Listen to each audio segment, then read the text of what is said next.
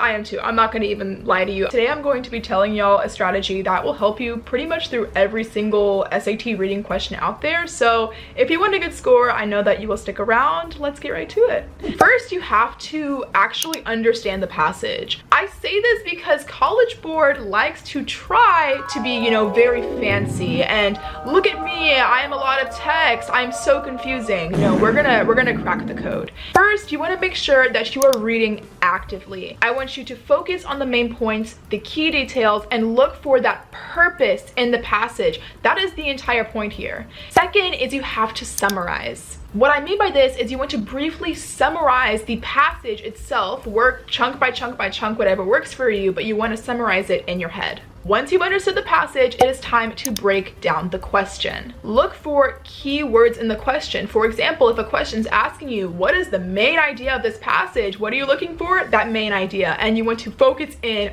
only on the question itself. Do not stray away. You will get the answer right.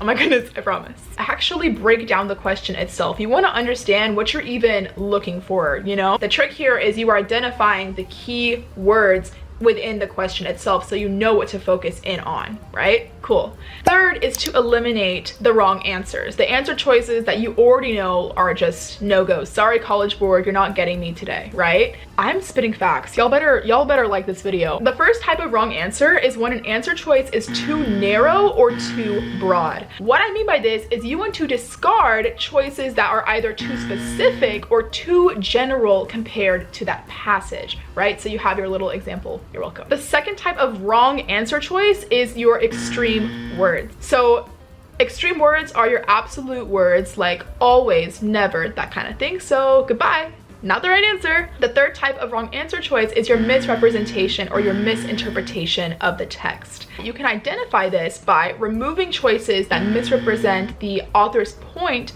or the passage's context. So example right here. Step 4 is to match the summary. So what this basically means is you're going to match your little summary that you have, you know, kind of formed in your brain from what you've just read, and you're going to match that summary to the actual answer choices. Key thing here is if the answer choice you are clicking, I'm saying, you know, goodbye, this is the answer I'm choosing, next please, you know, if that answer choice matches to your summary, you probably got the question correct. The fifth step of the strategy is to cross-check. You don't have all the time in the world on this test, and if you've taken an SAT before, you know exactly what I'm talking about. When I say cross-check, I mean to revisit the passage. Personally, when I'm working through these questions, I find myself reading the passage one time through and then saying, oh, I'm so smart, I'm done, I don't need to read it again, right? But then I end up getting the question wrong, and I'm like, are you kidding me? All you have to do is confirm that your answer choice is actually supported by the passage, by the way. If you just take that second to just say, okay, is it confirmed? Yes, it is. Check. That is the answer. Boom. You're welcome. Now I get it. If you're one who reads a passage and you're like, okay, what did I even just read? Then you can follow this other strategy, and that is looking, y'all, my lighting. Hello. Yeah, I'm being a little lazy here. But anyways, the second part is looking for key phrases, okay? What you're gonna do with this is you're going to make sure that the answer choice you are selecting actually aligns with the key phrases talked about within your given passage, right? You've already broken down the passage by summarizing it in your own words, saying this means this, you're getting rid of all the little junk words that make, you know, just your brain wanna explode, right? So you're simply just saying, okay, this answer choice, boom.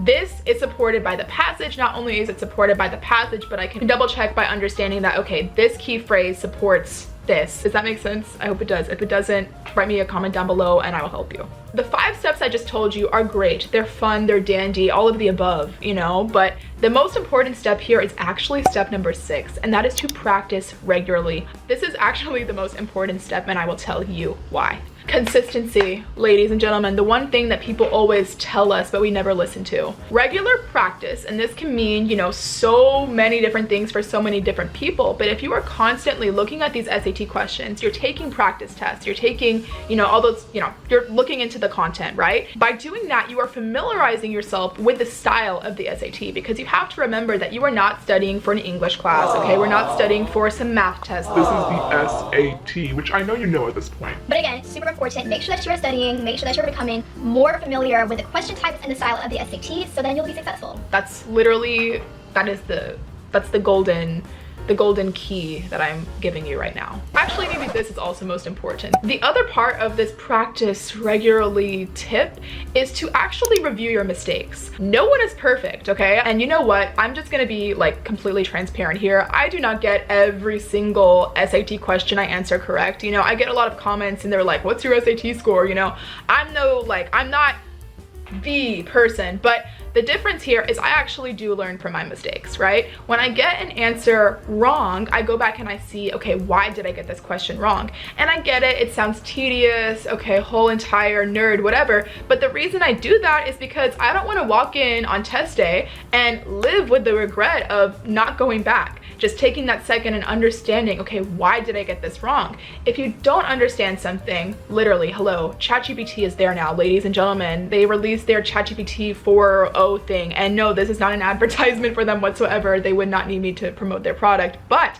all I'm saying is there are resources out there, and I will leave you with this. If you're one who's like, you know what, I am just exhausted, I do not care to study for this, I need the motivation, the spirits, whatever, join the Instagram like community chat.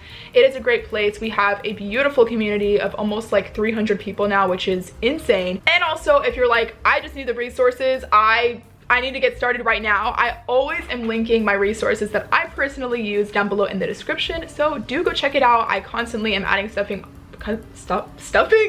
constantly adding stuff on there for you guys to help you, because you know what, I mean, I've been on this grind for a long time. I love you guys so much. Watch out for new content. I am on summer now. I have like freedom actually now. I'm gonna post, trust me on that. I do have this new series that I am starting. Actually, you know what? Why am I spoiling? Why am I spoiling? Y'all, subscribe. Just subscribe. You will not regret it. I love y'all endlessly to the moon and back, and I will see you guys in my next one. Good luck. I love you.